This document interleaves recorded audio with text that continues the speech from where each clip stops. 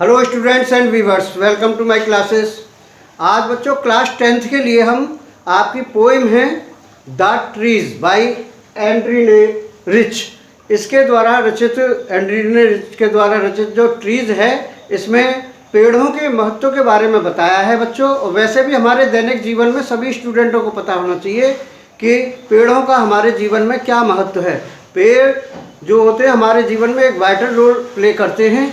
अगर वृक्ष नहीं होंगे, जंगल नहीं होंगे, पेड़ पौधे नहीं होंगे तो हमारा जीवन ही नष्ट हो जाएगा, क्योंकि पेड़ पौधों से हमें ऑक्सीजन प्राप्त होती है, वर्षा करने में बहुत ही सहायक होते हैं।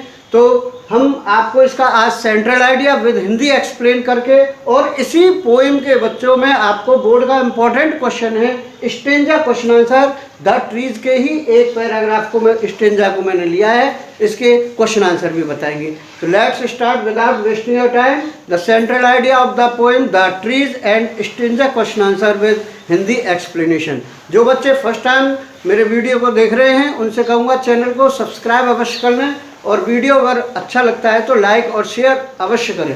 तो देखिए बच्चों, आपको इसके द ट्रीज का सेंट्रल आइडिया की हिंदी बता रहे हैं हम आपको। The trees composed by Adrienne Rich, जो एंड्रीने रिच के द्वारा जो रचित है ये पोएम कौन सी बच्चों? The trees is a conflict poem between man and nature. ये मनुष्य और प्रकृति के बीच के संघर्ष के ऊपर ये आपकी पोएम दे रखी है। मैन इज सेल्फिश, इसमें पोएम में कहा गया है कि मनुष्य जो है बहुत ही स्वार्थी है।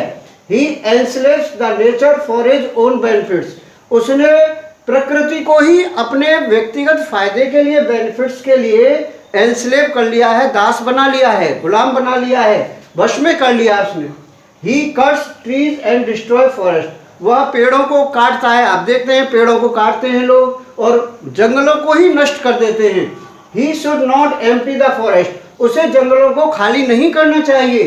And bring them inside to decorate his interior, और जंगलों से लकड़ी काटकर अपने घरों की अंदर की साजो सजावट करने के लिए, इंटीरियर सजाने के लिए उन्हें अपने घर के अंदर लाना चाहिए। He grows trees in the four walls of his house, आज हम देखते हैं कि व्यक्ति जो है अपने घर के अंदर ही पेड़ पौधे उगाना शुरू कर देता है। In this way they feel suffocated, जब पेड़ों को हम अपने घर के अंदर ही कैद कर लेंगे तो वो पेड़ जो हैं वो अपने आप को घुटन महसूस करते हैं और बेचैन रहते हैं। रेस्टलेस कहते हैं बच्चों, बेचैन रहना, सफोकेटेड, घुटन महसूस करते हैं। There is neither enough space nor light for their growth, जब घर में बच्चों पेड़ पौधों को उगाएंगे तो वो ना तो उनके लिए पर्याप्त स्थान मिलेगा और ना ही उनके लिए पर्याप्त रोशनी मिलेगी वृद्धि के लिए। So we must let them live happily in the forest, इसीलिए हमें पेड़ पौधों को जंगलों में ही खुशी के साथ रहने देना चाहिए।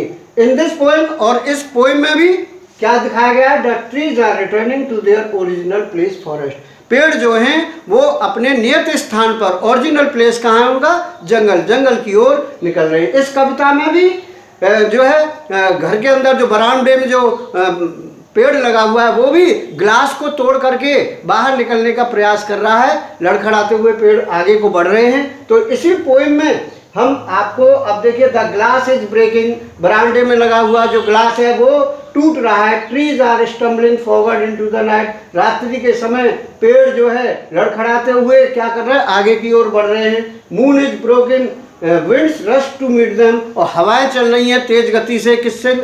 पेड़ पौधों से मिलने के लिए, पेड़ों से।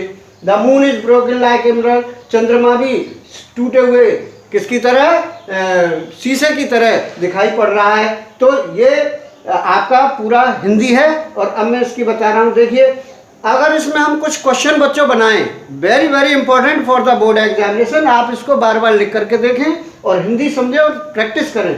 Y is the glass breaking, अब कहा गया है ग्लास क्यों टूट रहा है? The glass of the verandah, बरांडे में लगे हुए जो ग्लास हैं वो क्यों टूट रहे हैं? Because the trees are stumbling forward, क्योंकि पेड़ आगे को लड़खड़ाते हुए बढ़ने का प्रयास कर रहे हैं। अब आइए बच्चों दूसरा, what is the moon compare to, इस पोएम में चंद्रमा की तुलना किससे की गई है? The moon is compare to the mirror, शीशे से की गई है चंद्रमा की तुलना। यहाँ दे रखा है कि नहीं? द लाइक ए मिरर, तो मून को मिरर की तरह से बताया गया है। अब आते हैं, why are the winds blowing very fast, हवाएं तेज गति से क्यों चल रही हैं? The winds are blowing very fast to meet the trees, हवाएं तेज गति से पेड़ों से मिलने के लिए चल रही हैं। तो ये बच्चों आपके लिए मैंने बहुत अच्छे से आपको हिंदी बताई। उम्मीद कर रहा हूँ सभी बार बार लिख करके प्रैक्टिस करेंगे। If you right this question in a neat and clean hand writing you will get full marks on this question. ये 10 मार्क्स का है, 4 नंबर का सेंट्रल आइडिया आता है। सेंट्रल ना लिखें तो पोइम लिख दें, लेकिन सेंट्रल लिखें और इसका ये 6 नंबर का stanza question answer. My lecture is over और thanks for watching my video. और अगले वीडियो में फिर मिलते हैं। Till then good bye to all the students of class 10। Thank you very much.